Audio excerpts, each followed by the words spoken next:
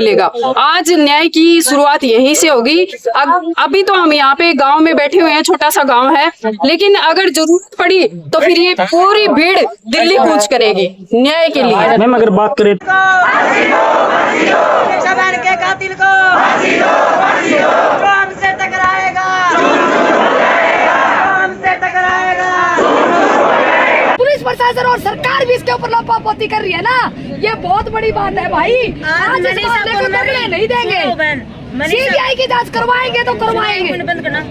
भारत वंदे मातरम साथियों, आप देख रहे हैं भिवानी के ढाणी लक्ष्मण में मनीषा मर्डर कांड के अंदर एक नया मोड़ आ गया है। अभी मनीषा मर्डर कांड के बाद जैसे ही पुलिस ने ये साबित किया है कि मनीषा की हत्या नहीं आत्महत्या हुई है, उसके बाद जो है ढाणी लक्ष्मण से आप सीधी तस्वीरें देख रहे हो, यहाँ पर उसका विरोध दोबारा से शुरू हो गया है। तो है गांव एकत्रित हुआ है, आसपास के गांव के युवा और साथी आए हैं और इनका साफ तौर पर ये कहना है कि हम अंतिम संस्कार नहीं करेंगे और हमें सीबीआई जांच चाहिए। श्रीमती शीला शेखावत गोगामेड़ी की यहाँ पर एंट्री हुई है।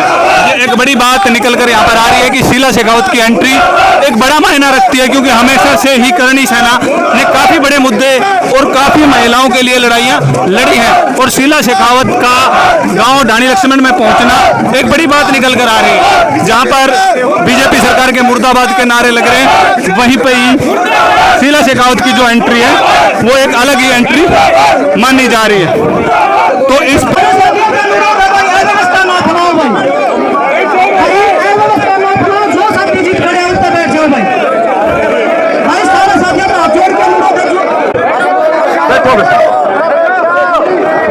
भाई सारे साथियों का अनुरोध है, जो साथी जी जीत खड़े हैं एक बार बैठ जाओ भाई, हाथ जोड़ के अनुरोध है भाई, सारे साथियों का हाथ जोड़ के अनुरोध है भाई, बैठ जाओ भाई। तालियों इस गांव ने जो गांव तावड़ा घंटा 2 घंटा में आकी और इन बुजुर्गों के बीच में आपकी जो भी मनसा है वो बीच में कर दे, ताकि शाम ने 5 बजे ताई जो प्रदेश का जन बच्चा चावड़ लग रहा है कि हमारा तो रखिए काल आओगी लक्ष्मण की डाणी पे, वो काल यो धरना दे शांताई 5 बजे ताई, उसकी चाहे प्रेस कॉन्फ्रेंस के माध्यम से चाहे हमारा नेट बंद कर दिया हो, हम इतने आदमी से कोई जरूरी को नहीं, हरियाणा के घर ताई अपनी बात पहुंचा जाए फोन कर भी वो अच्छा होगा। पहले गांव आपकी बात बतला की और आड़ा की नूका भाई, हम इस व्यक्ति का न्याय का खातर किससे तक दबा नहीं गए, किससे तक डरा नहीं गए, किससे कितना टकराना पड़ जाओ, आज आंदोलन करोगे तो उजाड़ आंदोलन फरी में को नहीं आज तक कोई भी कदे एक गांधीवादी तरीका सोची जाओ।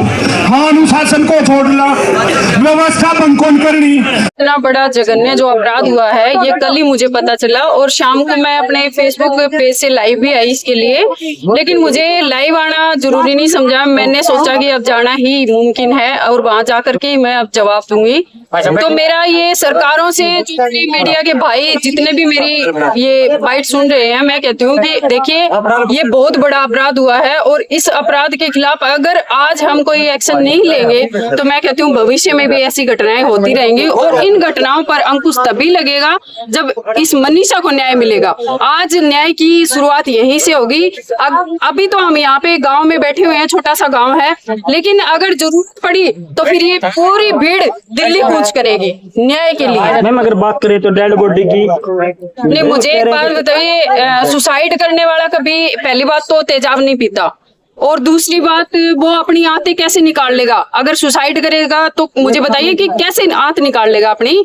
अरे उसके शरीर के सभी अंग छिन्न भिन्न थे, क्या वो सुसाइड करने से पहले अपने अंगों के साथ खेल रही थी क्या? शर्म आनी चाहिए।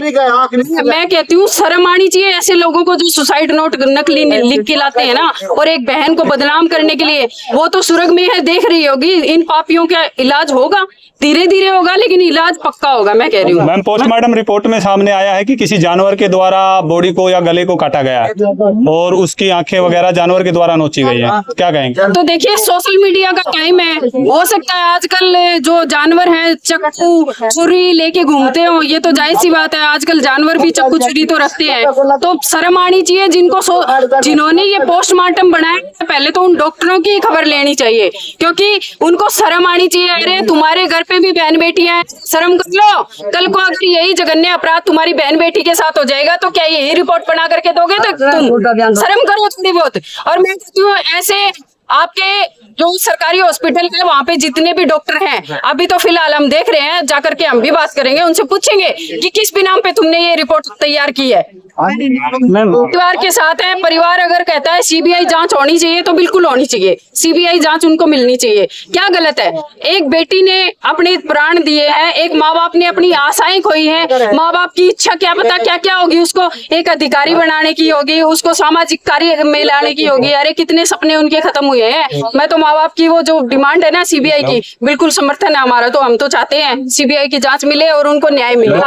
दोषियों को क्या कुछ सजा मिलनी चाहिए?